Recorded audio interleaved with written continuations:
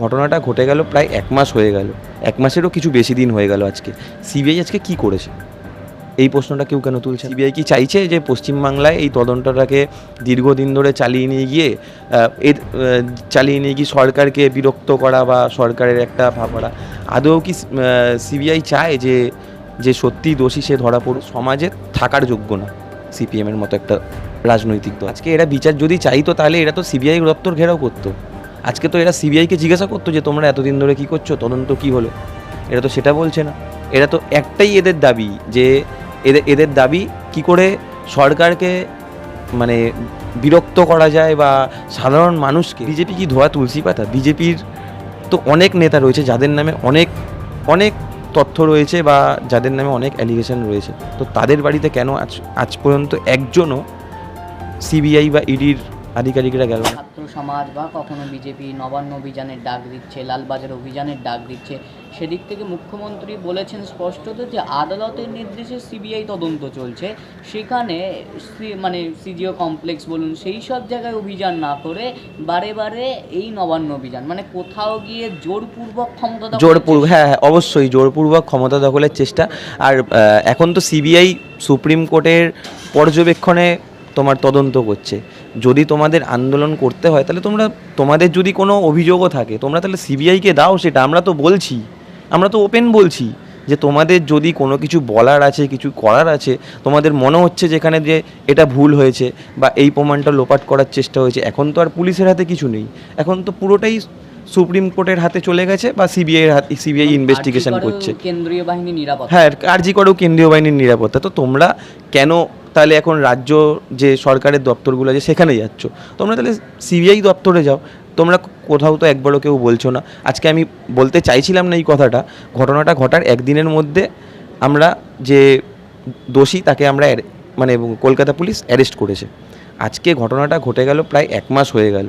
১ মাসেরও কিছু বেশি দিন হয়ে গেল আজকে। সিবিআই আজকে কি করেছে? এই প্রশ্নটা কেউ কেন তুলছে না? আজকে তো মমতা বন্দ্যোপাধ্যায়কে সবাই বলছিলেন যে একজন কেন অ্যারেস্ট হয়েছে, একজন কেন অ্যারেস্ট হয়েছে, কেন বাকিদের ধরা হচ্ছে না? আজকে তো প্রায় ১ মাসের বেশি সময় হয়ে গেছে, আজকে তদন্তটা কেন এগাচ্ছে না? এটা কি তোমার মানে ওই সুপ্রিম কোর্টের বলা একটা উক্তি রয়েছে, সেটাই আমি বলতে চাইছি আর কি, যে সুপ্রিম কোর্ট বলেছিল না যে কেন্দ্রীয় সরকারের তোতা পাখি, সেরকমই কি অবস্থা? মানে তদন্তটাকে বেশি দিন ধরে বাড়িয়ে নিয়ে যাও আর রাজ্য সরকারকে অপমানিত করার একটা সুযোগ করে দেওয়া, এটাই কিছু করতে চাইছে? আমরা তো সিবিআইকে এটাও দেখেছি যে অরবিন্দ কেজরিওয়ালকে কি করে মানে বিনা কোনো রকম নোটিশ দিয়ে বা কিছু দিয়ে কি করে তদন্ত চালিয়ে নিয়ে গিয়ে ও একজন সামান্য একটা সাক্ষী, যে একজনকে সাক্ষী ধরে নিয়েছে তাকে অ্যারেস্ট করিয়ে দেওয়ার প্রক্রিয়াকে। তো সিবিআই কি চাইছে যে পশ্চিমবাংলায় এই তদন্তটাকে দীর্ঘদিন ধরে চালিয়ে নিয়ে গিয়ে সরকারকে বিরক্ত করা বা সরকারের একটা ভাবমূর্তি নষ্ট করা? আদৌ কি সিবিআই চায় যে যে সত্যিই দোষী সে ধরা পড়ুক? আমাদের সরকার বলো, আমাদের দল বলো, আমাদের দলের পক্ষ থেকে অভিষেক বন্দ্যোপাধ্যায় বলেছে যে আমরা চাই যে দোষী তার শাস্তি হোক, নির্যাতিতা বিচার পাক। হ্যাঁ, অবশ্যই মুখ্যমন্ত্রী তো নিজেই বলছেন, রোজই বলছেন মুখ্যমন্ত্রী, গতকালও বলেছেন। আমাদের একটাই মোটিভ, আমাদের মোটিভ একটাই যে দোষী তার শাস্তি হোক, নির্যাতিতা বিচার পাক। কিন্তু যারা আন্দোলন করছে তাদের মোটিভ নিয়ে আমার চিন্তা আছে, তারা কি চায়। কারণ তাদের ডিমান্ড দিন দিন বাড়ছে, যে কটা ফুলফিল করা হচ্ছে পরের দিন আরও দুটো জয়েন্ট হচ্ছে। আজকে একটা ফুলফিল করা হলো, কালকে একটা সে হোক, তাতে যদি তাদের সেফটি নিরাপত্তা যদি থাকে, তাদের যদি বৃদ্ধি হয় তাদের সেটা হোক। সেটা আমরাও চাই যে ডাক্তাররা সুরক্ষিত থাক বা প্রত্যেকটা মেয়ে সুরক্ষিত থাক, কিন্তু আদৌ কি তারা মানে বিচারটা চায়? আমার এই প্রশ্নটা সবার কাছে থাকবে। এছাড়া দেখা যাচ্ছে যে ডিওয়াই চন্দ্রচূড় সুপ্রিম কোর্টের প্রধান বিচারপতি বাড়িতে প্রধানমন্ত্রী গণেশ চতুর্থীতে আরতি করছেন। হ্যাঁ, সেটিং তত্ত্ব। দেখুন, এটা হচ্ছে সেটিং তত্ত্ব যেটা বলছে না, এটা হচ্ছে যখন সিপিএমের হাতে কিছু না থাকে, যখন ওই ঝুলি থেকে বিড়াল বেরিয়ে আসে প্রত্যেকবারই, ওদের ফেক নিউজ যে ছড়ায় ওরা, তখনই যখন মানুষ জেনে যায় এদের চরিত্রটা, এদের মানে চণ্ডাল রূপটা যে মানুষের কাছে যখনই প্রকাশিত হয়, হারমাদ রূপটা, তখন ওরা ঘুরে ফিরে ওই সেটিং তত্ত্বে চলে যায়। ওই সেটিং তত্ত্ব দিয়ে ওরা 2021-এর ভোট লড়েছিল। 2021-এর ভোটে সাধারণ মানুষ ওদেরকে শূন্য করে দিয়েছে, 2024-এও ওরা ভোট লড়েছিল, 2024-এও মানুষ ওদেরকে শূন্য করে দিয়েছে। আবার 2026-এ ভোট হবে, আবার মানুষ ওদেরকে শূন্য করে দেবে। ওরা সমাজে থাকার যোগ্য না, সিপিএমের মতো একটা রাজনৈতিক দল। একসময় 2024 লোকসভা নির্বাচনে সন্দেশখালী ঘটনা, যেটা হয়তো রাজনৈতিক দলগুলি, মানে আপনাদের বিরোধী রাজনৈতিক দলগুলি ভেবেছিল ভোটে প্রভাব পড়বে, কিন্তু দেখা গেল সেই মমতা বন্দ্যোপাধ্যায় 2019-এর চেয়ে 2024-এ তার দল সবচেয়ে বেশি ভোটে আবারও বাংলায়। শুধুমাত্র বাংলায় নয়, 2024-এ যে সারা ভারতবর্ষে ইলেকশন হয়েছে, সেই ভারতবর্ষের ইলেকশনে মমতা বন্দ্যোপাধ্যায়ের প্রভাব কী এইটা সবাই দেখে নিয়েছে। তৃণমূল কংগ্রেসের প্রভাব কী এটা সবাই দেখে নিয়েছে। আজকে পার্লামেন্টে বিজেপি গায়ের জোরে কোনো বিল পাস করতে গেলে সবার প্রথম তৃণমূল কংগ্রেস দাঁড়াবে। তৃণমূল কংগ্রেস দেখিয়ে দিয়েছে বিজেপিকে কী করে রুখে দাঁড়াতে হয়। আজকে সারা ভারতবর্ষ তৃণমূল কংগ্রেস মমতা বন্দ্যোপাধ্যায়কে দেখে শিখছে বিজেপিকে কী করে রুখে দিতে হয়।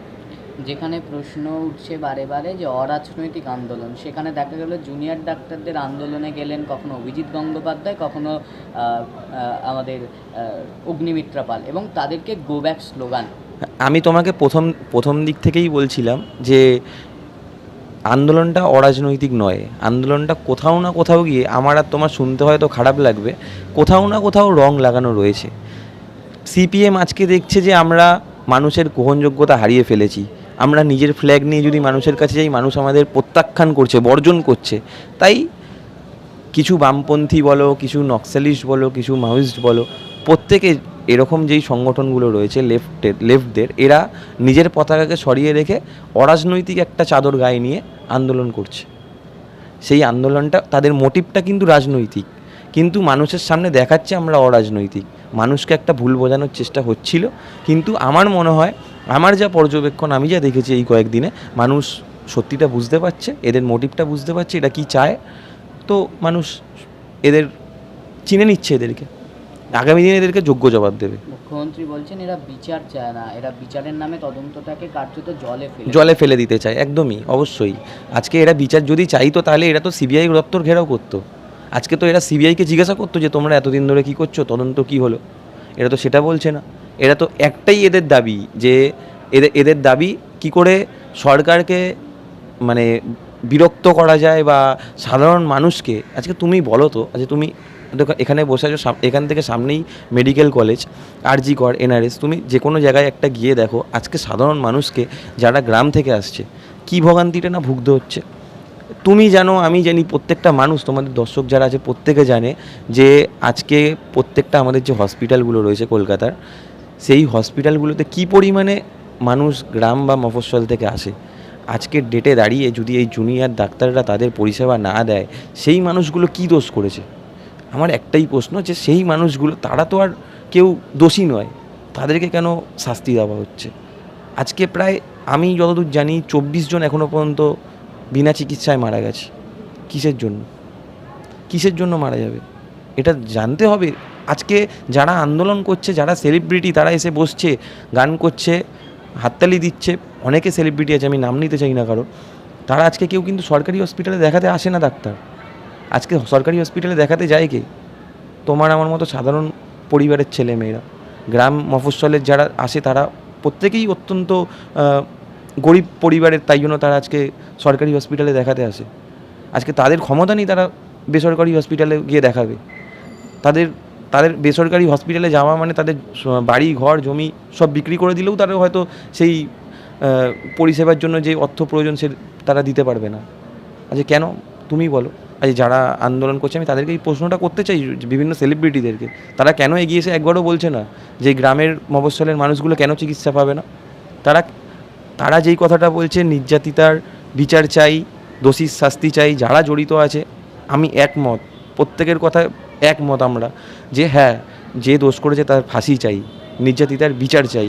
আর আমাদের আরেকটাও সংযোজন আছে, যত জলদি সম্ভব হোক এই তদন্তটা শেষ করতে হবে, যেটা কিন্তু অন্য কোনো পলিটিক্যাল পার্টি বলছে না, একমাত্র তৃণমূল কংগ্রেস বলছে যে যত তাড়াতাড়ি সম্ভব তদন্ত শেষ করে যেই থাক জড়িত, যে বিট এনিওয়ান, তার যেন শাস্তি হয়।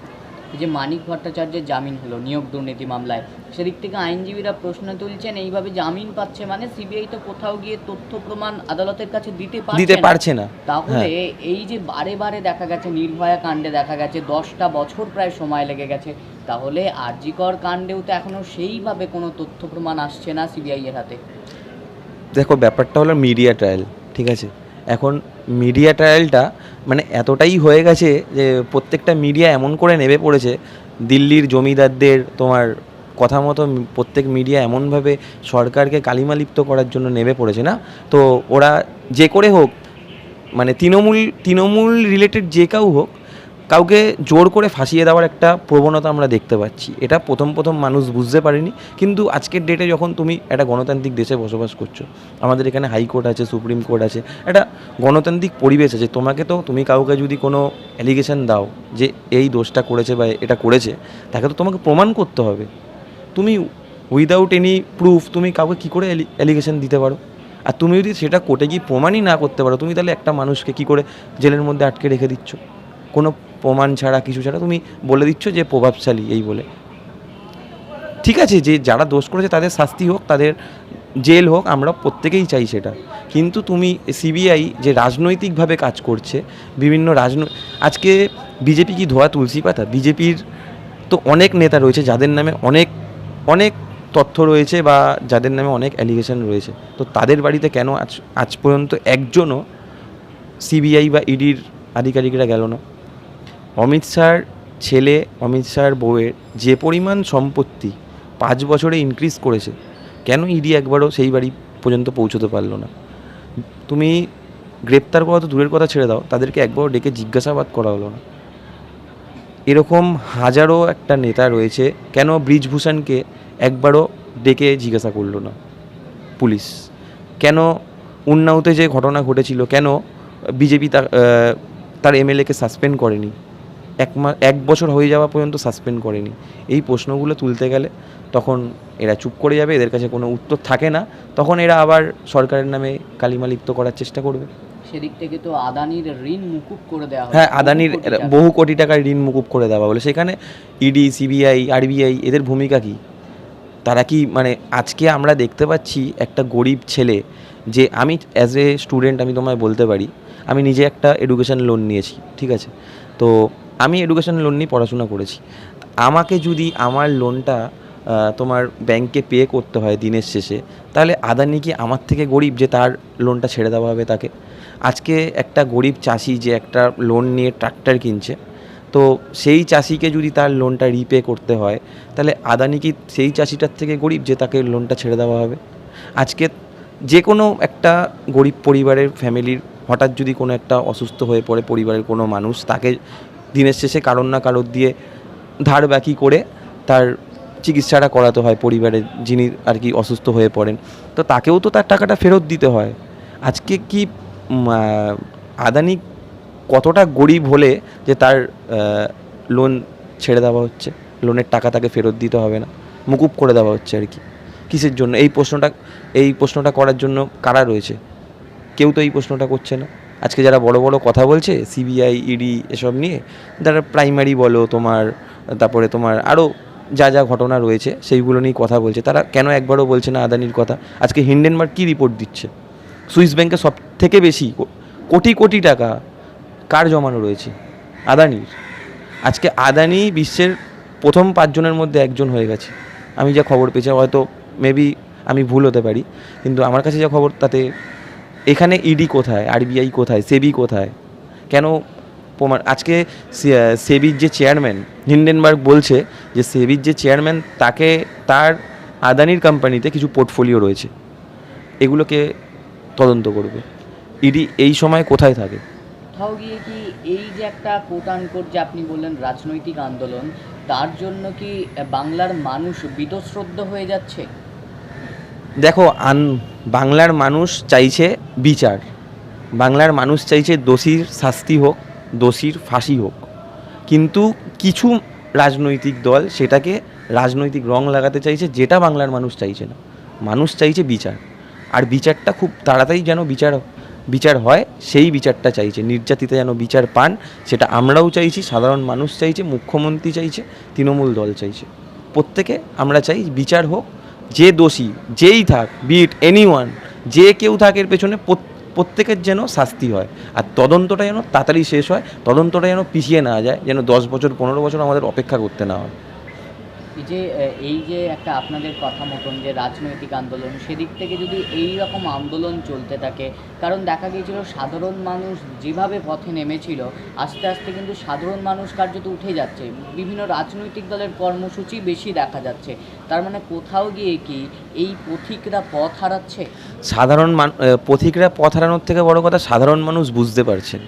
সাধারণ মানুষ প্রথম দিন নেমেছিলেন নির্যাতিতার বিচারের জন্য, কোনো পলিটিক্যাল ফায়দা তুলে দেওয়ার জন্য না কাউকে। আজ 14 তারিখ রাত্রেবেলা যে আন্দোলনটা হয়েছিল সেটা কিন্তু কোনো পলিটিক্যাল পার্টির সমর্থনে হয়নি। আর আমি তোমাকে এটা হরফ করে বলতে পারি, যদি কোনো পলিটিক্যাল পার্টি সেই 14 তারিখ রাতে কোনো কল করতো, এত লোকের সমাগম তুমি দেখতে পেতে না। আমি তোমাকে গ্যারেন্টি দিয়ে বলতে পারি, এটা তুমি দেখতে পেতে না।